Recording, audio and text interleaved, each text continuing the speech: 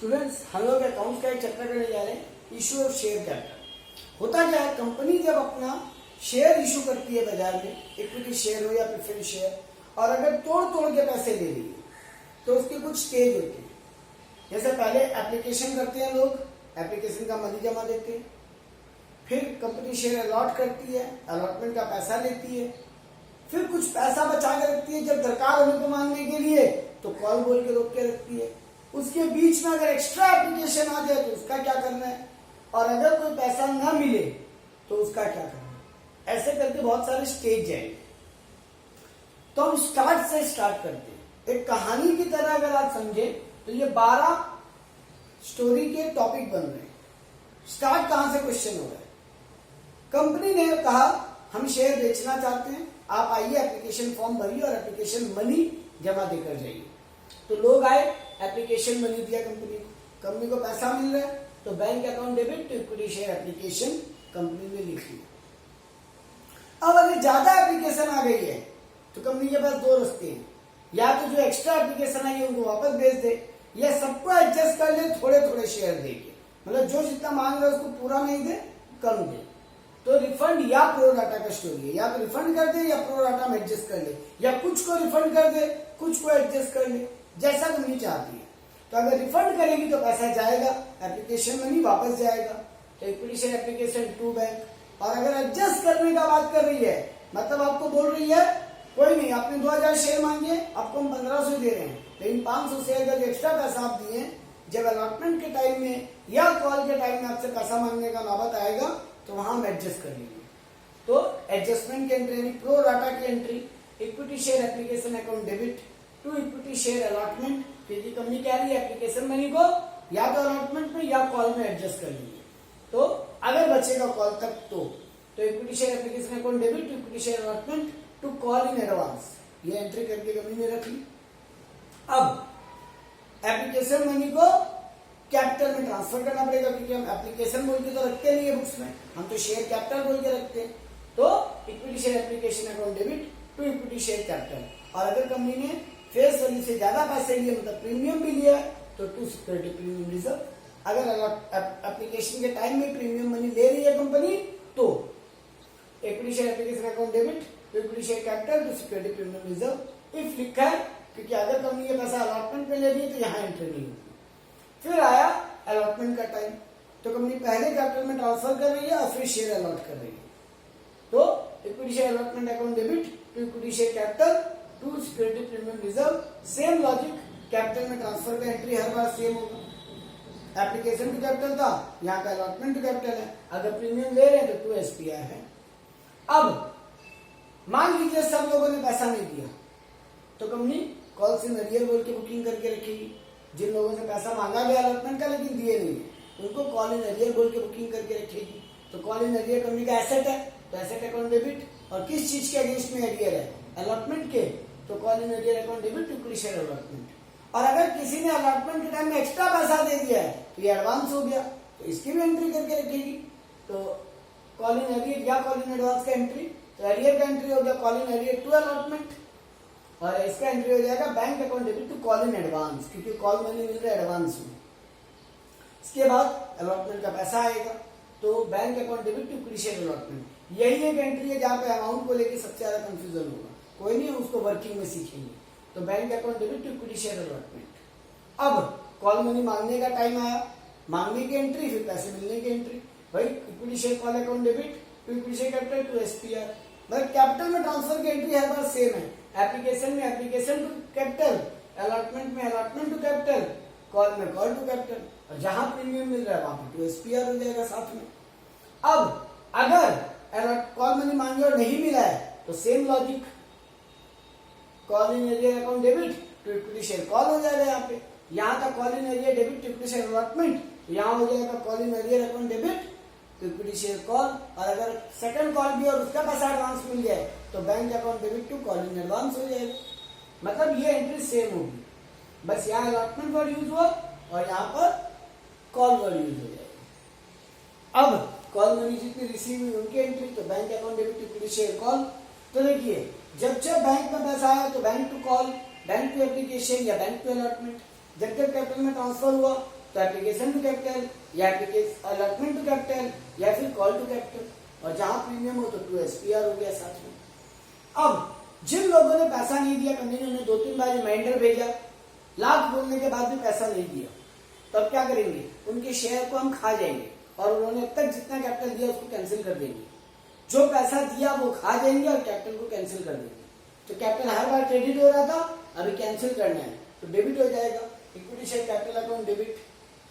अगर आपने प्रीमियम मांगा था और मिला नहीं है तो वो प्रीमियम भी कैंसिल कर दीजिए। अगर मिल गया हो तो कोई छेड़खानी मत कीजिएगा प्रीमियम के साथ, न मिला हो तो ही कैंसिल कीजिएगा। एप्लीकेशन अलॉटमेंट में या कॉल में आपने प्रीमियम मांगा और उसने नहीं दिया तो फिर जो आपने प्रीमियम क्रेडिट किया था वो भी कैंसिल कीजिए। तो आपने कैपिटल क्रेडिट किया था जब मांगा था, आपने प्रीमियम क्रेडिट किया था जब मांगा था, वो नहीं मिल रहा है, हम कैंसिल कर देंगे। Equity share capital account debit, security premium reserve account debit.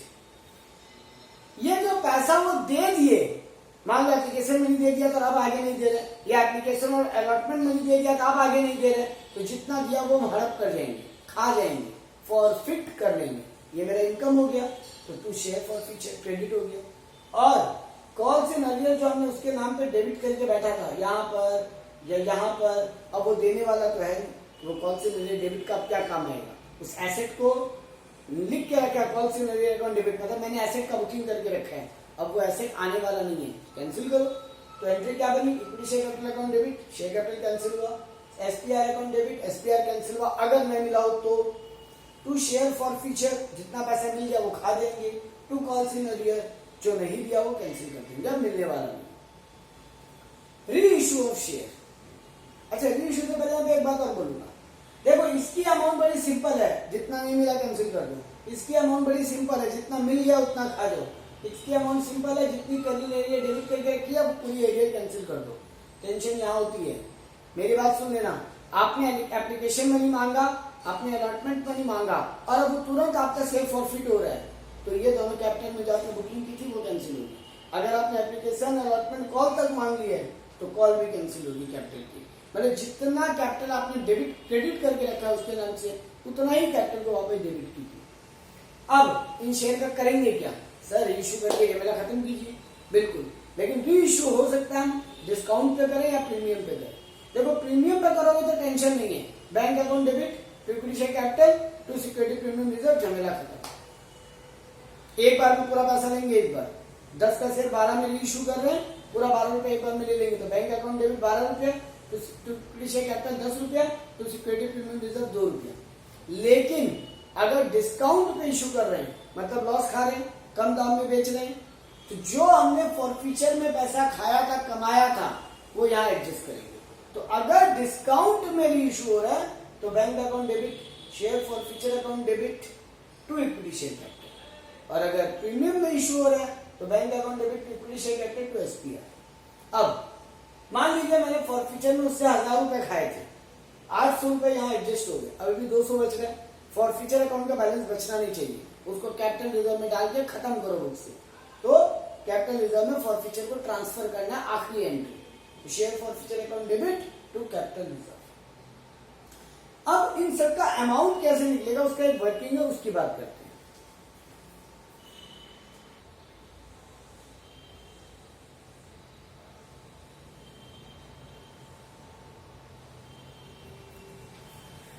Friends, अब एक एक एंट्री का वर्किंग देखते हैं।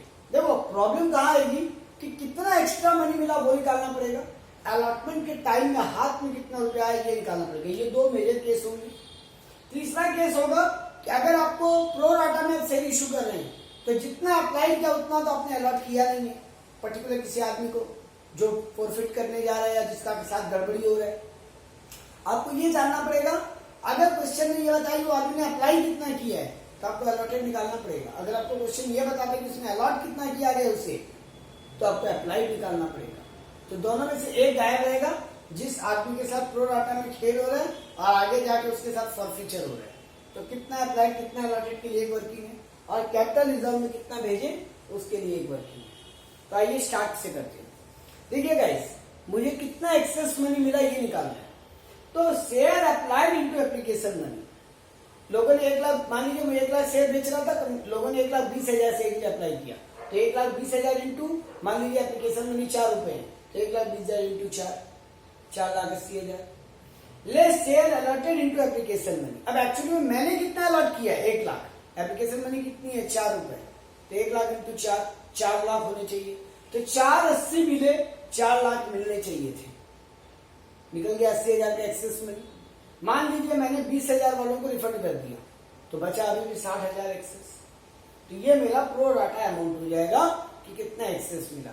ये मेरा रिफंड अमाउंट हो जाएगा, ये मेरा पहला एंट्री का अमाउंट हो जाएगा, ये मेरा कैपिटल में ट्रांसफर का एंट्री हो जाएगा। अब प्रॉब्लम आएगी सबसे बड़ी, अलॉटमेंट के टाइम में जो बैंक में पैसा आ रहा है उसका मनी निकालने में। तो देखिए, share allotted into allotment money. आपने 1 लाख अलॉट किया, मान लीजिए 3 रुपया अलॉटमेंट मनी, तो 1 लाख इंटू 3 लाख। आपको एक्सेस मिल के रखा है 60,000, आप वो माइनस कर देंगे 3 लाख, तो फिर क्या वो मिलने वाला नहीं है, तो आपको पहले मिल चुका है। तो 3 लाख माइनस 60,000, 240। अब एक आदमी है, उसने झमेला कर दिया, उसने भी रुपया नहीं दिए, तो उसका कॉलम एरिया निकाल के माइनस करना पड़ेगा, तब जाके पता चलेगा कि अल्टीमेटली अलॉटमेंट पे कितना रुपया हाथ में है। तो उसका कॉलम एरिया कैसे निकलेगा सर? हो रहा है इसका वर्किंग। सेम जो आपने वर्किंग की टोटल के लिए, सेम वर्किंग आप उसे इंडिविजुअल आदमी के लिए कर लीजिए, उसका कॉलम एरिया निकल जाएगा। देखिए, उस आदमी ने अप्लाइड कितना किया था, इनके एप्लीकेशन मनी कितना मिला। मान लीजिए उस आदमी ने 500 शेयर अप्लाई किया था, एप्लीकेशन मनी 4 रुपए करके 2,000 मिल गए थे। उस आदमी का एक्चुअली में शेयर अलॉट कितना हुआ? सपोज कीजिए उसे 400 शेयर अलॉट हुए, तो 400 इंटू 4 करके 1600 मिलने चाहिए थे, तो आपको 400 रुपए एक्स्ट्रा मिला। अब जब आप उससे अलॉटमेंट मनी मांगने गए, सपोज आप उससे अलॉटमेंट मनी मांगने गए 400 शेयर पे मान लीजिए 3 रुपए करके, तो 1200 रुपए आप उससे मांगने गए। वो आपको बोलेगा कि भाई साहब मैंने आपको एक्सेस दिया हुआ है यहाँ पे। हमने कहा बिल्कुल, आपने 400 रुपए एक्स्ट्रा दिए थे, तो 1200 में से 400 माइनस कर लीजिए, बाकी जो बचे वो तो दीजिए। बोला नहीं दूंगा। यही तो हुआ एरियर वो जो नहीं दे रहा है। सोचिए, सुनिए वापस, 2,000 रुपए 500 शेयर उसने अप्लाई किया था, 4 रुपए करके 2,000 रुपए दिए थे। हमने उसे 400 शेयर नोट किया, मतलब उससे 1600 मिलने चाहिए थे, मिले 400 एक्स्ट्रा। अब हम उससे जब अलॉटमेंट मनी मांगने गए 400 शेयर पे मान लीजिए 3 रुपए करके, तो हम उससे 1200 रुपए मांगने गए। उसने कहा मैंने 400 एक्स्ट्रा दिया हुआ है। मैंने कहा चलो ठीक है, माइनस किया, जो 400 एक्स्ट्रा दिए, एक्सेस को माइनस किया। अब जो बचा वो तो दीजिए। वो कह रहा है वो नहीं दूंगा, वही तो कॉलेज में देर हो गया। यानी हम अलॉटेड इनटू अलॉटमेंट मनी से यस,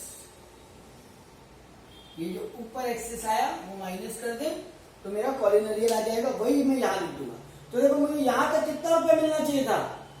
अलॉटमेंट पे मैं मांगने गया था, मान लीजिए 1 लाख इंटू 4 लाख रुपए, 60,000 एक्सेस एडजस्ट किया, तो 4 लाख माइनस 60,000,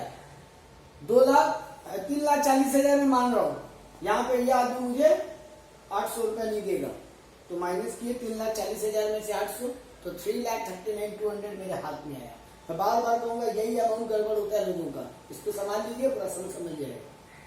अब आते हैं अगले कैलकुलेशन के ऊपर। किसी ने अगर अप्लाइड, आपको क्वेश्चन बताते हैं कि जिस आदमी का आप शेयर फॉरफिट करने जा रहे हैं, प्रो राटा बेसिस पे उसने पैसा दिया था, उसने अप्लाई किया था 500, आपको ये नहीं बताया कि अलॉट कितना हुआ, जो मैंने यहाँ पे बात की थी, या फिर आपको बता दिया अलॉट कितना हुआ, लेकिन ये नहीं बताया उसने अप्लाइड कितना किया था, ये आपको निकालना पड़ेगा। तो अगर आपको अप्लाइड गिवन है, मतलब आपको अलॉटेड निकालना है, निकालने का फॉर्मूला क्या होगा? जो गिवन है वो हमेशा नीचे, तो total share allotted divided by total applied multiply by उस आदमी ने कितना अप्लाई किया था। तो अगर आप ये फॉर्मूला अप्लाई करें तो आपका शेयर अलॉटेड निकल जाएगा उस अकेले आदमी को। मान लीजिए टोटल शेयर अलॉट हो रहा है 1 लाख, अप्लाई हुआ था 1,20,000, और उस आदमी ने अप्लाई किया था 500, तो 1 लाख डिवाइडेड 1,20,000 इंटू 500 कीजिए, उस आदमी को कितना अलॉट हुआ वो निकल जाएगा। सेम अगर आपको अलॉटेड गिवन है उस आदमी का और अप्लाइड आएगा है, तो जो गिवन है वो नीचे आएगा, मतलब total applied divided by total allotted, यहाँ हो जाएगा 1,20,000 बाई 1 लाख इंटू आपको क्वेश्चन में गिवन होगा उसको कितना अलॉट हुआ। मान लीजिए बोलते उसको 400 अलॉट हुआ है, मल्टीप्लाई बाय 400 कीजिए, उस आदमी का अप्लाइड शेयर निकल जाएगा। तो शेयर अप्लाइड गिवन हो तो अलॉटेड निकालने का फॉर्मूला, शेयर अलॉटेड गिवन हो तो अप्लाइड निकालने का फॉर्मूला, क्योंकि ये दोनों यहाँ पे काम लगने वाले उसका एरिया निकालने के लिए। तो ये वर्किंग निकालने के लिए हमको ये चाहिए, ये वर्किंग निकालने के लिए हमको ये चाहिए। तो ये पूरा पार्ट खत्म। आखिरी एंट्री पे आते हैं फॉरफीचर और कैपिटल रिजर्व में ट्रांसफर। देखो फॉरफीचर का अमाउंट तो आपको पता है कि जितना उसने दे दिया मैं उतने रुपए खा जाऊंगा। मान लो इस आदमी ने मुझे 500 शेयर पे 4 रुपए दिए थे तो हम 2000 रुपए उसका खा देंगे। लेकिन 2000 रुपए खाने जब जा रहे हैं, अब मान लीजिए 500 में से मैं 300 शेयर इशू कर रहा हूँ और 200 अभी भी रोक के रखा हूँ। आई रिपीट, इस आदमी ने 500 शेयर अप्लाई किया था जिसके साथ फॉरफीचर का गेम हो रहा है। मैंने उसे अलॉट किया था 500 शेयर, उसने अप्लाई किया था, मैंने उसे अलॉट किए थे 400 शेयर। 500 शेयर पे उसने मुझे 4 रुपए करके 2000 रुपए दिए थे। तो यहां मैं लिख दूंगा 2000 रुपए अमाउंट ऑफ शेयर फॉरफीचर। अब उन 400 शेयर में से मान लीजिए 300 री इशू कर रहा हूं और 100 शेयर बाद में री इशू करूंगा। तो फिलहाल कितना री इशू कर रहा हूं 300, तो मैं ये पूरे 2000 रुपए को 300 और 100 के प्रोपोर्शन में बांट दूंगा। मतलब 2000 रुपए डिवाइडेड बाई 400 इंटू 300 करूंगा तो आ जाएगा ये फॉरफीचर और शेयर री इशू, और 2000 डिवाइडेड बाई 400 इंटू 100 करूंगा तो आ जाएगा forfeiture amount for remaining share. इन दोनों को सेग्रीगेट कर दिया मैंने, उस 2000 रुपए को बांट दिया 300 और 100 के रेशियो में, 3:1 के रेशियो में। अब मुझे ये पता चल गया उन 300 शेयर पे कितना अमाउंट फॉरफीचर हो रहा है। माइनस करूंगा जितना मैंने फॉरफीचर री इशू के टाइम में एडजस्ट कर लिया, जितना मैंने फॉरफीचर री इशू के टाइम में एडजस्ट कर लिया उस एंट्री में 11 नंबर एंट्री में जितना मैंने एडजस्ट कर लिया वो माइनस कर दूंगा। जो बच जाएगा वो कैपिटल रिजर्व में भेज दूंगा। इस अमाउंट को हाथ भी नहीं लगाऊंगा, ये अभी बुक्स में शेयर फॉरफीचर के नाम से ही पड़ा रहेगा। ये है पूरी वर्किंग, वो थी पूरी एंट्रीज। बाकी जब हम प्रैक्टिकल सम करेंगे तब आपसे डिस्कस करेंगे।